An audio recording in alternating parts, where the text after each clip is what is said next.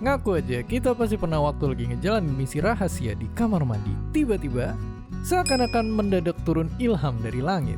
Misalnya jadi ingat posisi dompet yang tadinya gak ketemu-temu, kepikiran kata-kata pinter yang harusnya kita ucapin di argumen masa lalu, atau nemuin jawaban kenapa makanan menakjubkan satu ini bentuknya bulat.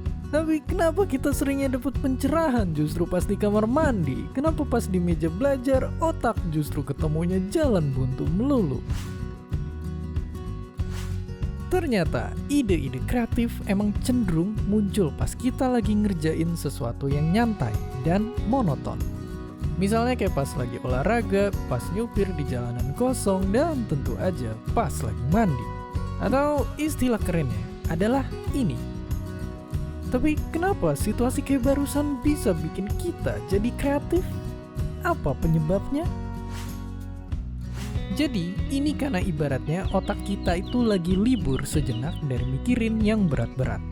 Biasanya dalam hidup kita udah tugas kita numpuk, ada netizen yang ngajak ribut, plus masih tetap dimintain beli telur ke warung. Sedangkan kamar mandi jadi tempat yang aman dan nyaman buat otak kita nyantai dan bebas bereksplor apa aja. Nah, makanya menurut penelitian, kondisi kayak gini itu justru bikin otak kita lebih aktif dan kreatif dibanding di ruang kelas atau di ruang rapat. Dan nyatanya, emang sebagian besar orang dapetin ide-ide kreatif saat di kamar mandi. Dan kalau gitu, apakah kita bisa makin kreatif dengan mandi lebih lama? Tapi bisa ditebak juga karena jawabannya enggak juga. Nambah kreatifnya belum tentu malah tambah boros air. Makanya sebenarnya tersangka yang bikin ide kreatif bermunculan adalah hormon satu ini. Terus bayangin juga gini, kalau TV itu nyala dengan mancarin cahaya, otak kita itu juga sebenarnya aktif dengan ngeluarin gelombang. Nah, kalau cahaya punya 7 warna dasar, otak kita ternyata juga punya 5 jenis gelombang. Yang keluarnya itu sesuai sesantai atau sefokus apakah aktivitas yang kita lakuin. Nah, sewaktu kita rileks, yang aktif adalah gelombang alfa, gelombang yang biasanya juga muncul saat meditasi. Dan ngomongin tentang mandi, sering muncul satu pertanyaan ini juga.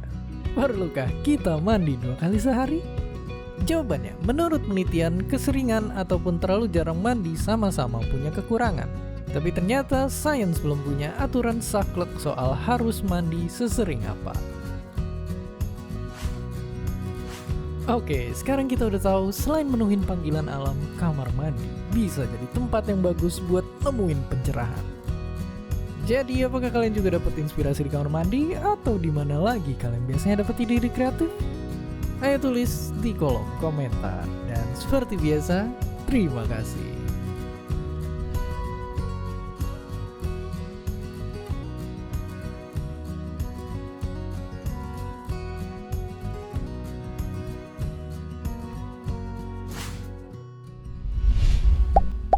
Terima kasih udah nonton Kok Bisa? Punya pertanyaan lagi? Tulis aja di kolom komentar di bawah. Keep asking and stay curious.